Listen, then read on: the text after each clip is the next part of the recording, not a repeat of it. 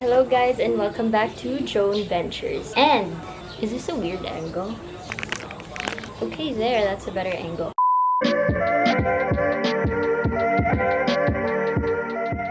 So lately I have been seeing on my newsfeed, Instagram, Facebook, just everywhere na people are dyeing their hair. And you know, I'm so tempted to do the same, magpa-color din. I decided to skip that for the meantime, of course. Kasi if I color my hair any further, I swear wala nang matitira sa buhok ko. Sobrang nipis na niya and it's so damaged. So I'm taking a break from all that. And what I decided to do instead was to bleach some of my clothes. So that's what we're gonna do today. This is gonna be another episode of upcycling my clothes. So I did prepare some clothes here. Nakalungkataw sa cabinet ko. I don't usually wear anymore or I think needs a little bit of update para masuot ko sila. And lately, I have been noticing that it is kind of a trend yung mga ganitong like acid wash or those tie-dye things. So yeah, nauuso yun lately and I decided to do that to these clothes that I have here. This is probably gonna be the easiest among all the episodes that I've done in my upcycling videos kasi we only need,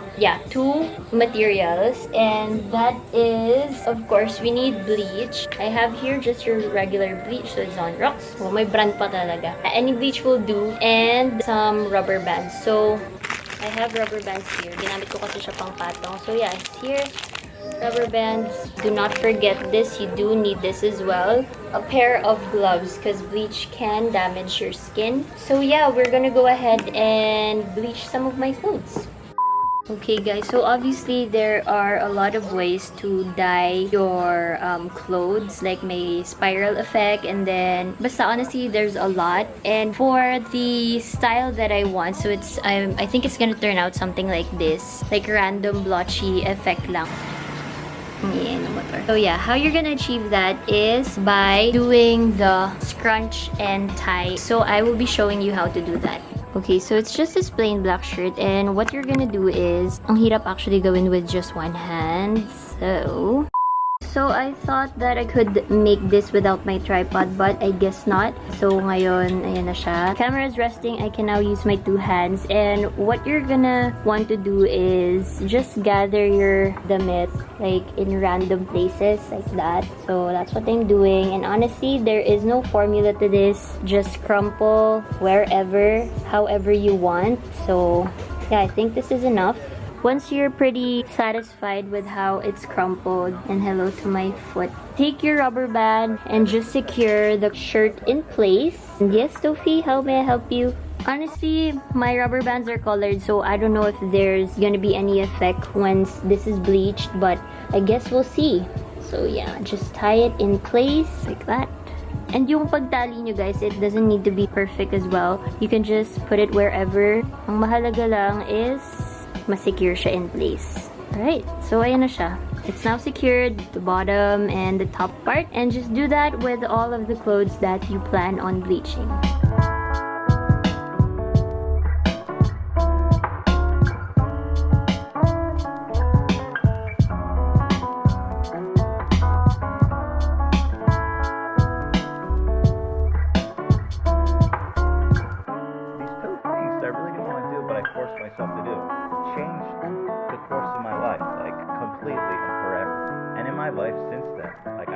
I have all of my clothes ready and crumpled. I have 3 shirts, 1 crop top and 1 sweater. Okay, so next thing you want to do is you can actually already bleach it here on the ground, but ang gagawin ko is I'm gonna gather them here sa balde na to para nakababad din siya. Okay, I think that's fine. Okay guys, so once you're done with the part na itatali nyo yung mga damit, what you want to do next is prepare your bleach. What I've noticed from all of the videos I watched, most of them use just pure bleach, but I think na it's also the same if you use like 50% bleach and 50% water. So, ang ibig sabihin is how much bleach you use is the same amount of water you put in as well. And that way, I think makakatipid ka with your use of bleach kasi syempre ayaw mo namang maubos yung bleach sa bahay. Pero ako, papagalitan ako ni mama pag naubos yung bleach namin. So, I'm gonna do the 50-50 method.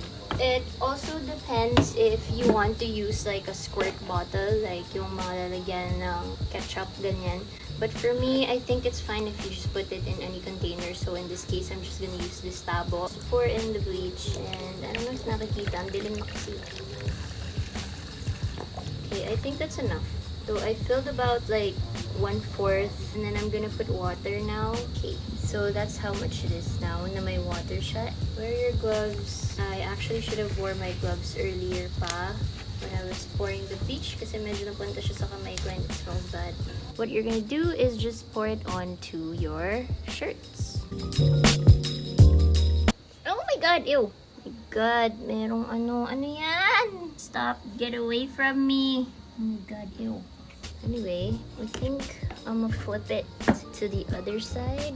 And oh my gosh, ito ang bilis niya mag-react. Yung crop top nag-react na, and as well as sweater. I'm gonna go ahead and flip. Actually, everything is reacting quite fast. I can already see a color change on this. This used to be an olive green shirt and now it's kind of orange. Excited to see the finished result. Buhusan nyo naman yung other side. So, just do what you did earlier.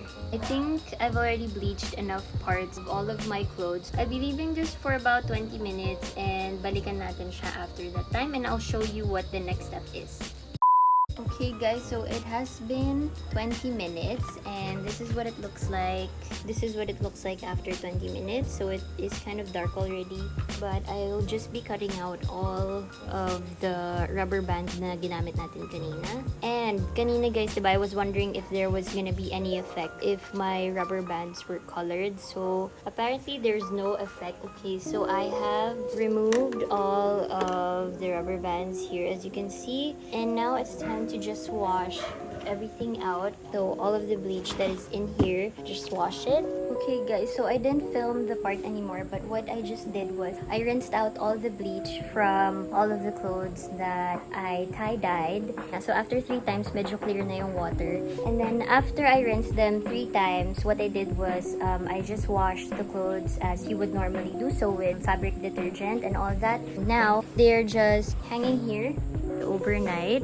And so far, honestly, I am liking how it looks like. We'll still be doing some things, like I'd be cutting some of them out into crop tops, or I don't know, I'll see tomorrow. And yeah, I'll show you tomorrow as well the final results, all of the clothes that I bleached tie-dye today. So yeah, I will see you tomorrow, guys.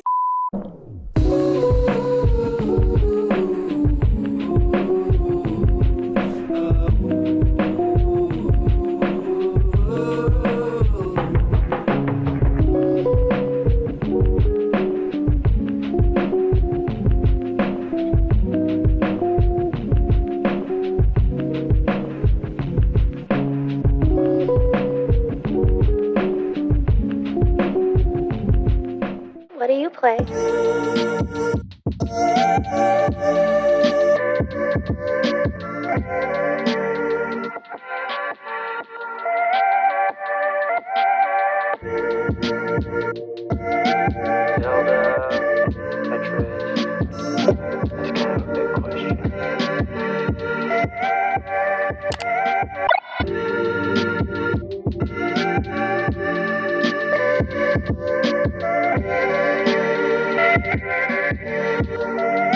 That's kind of a big question.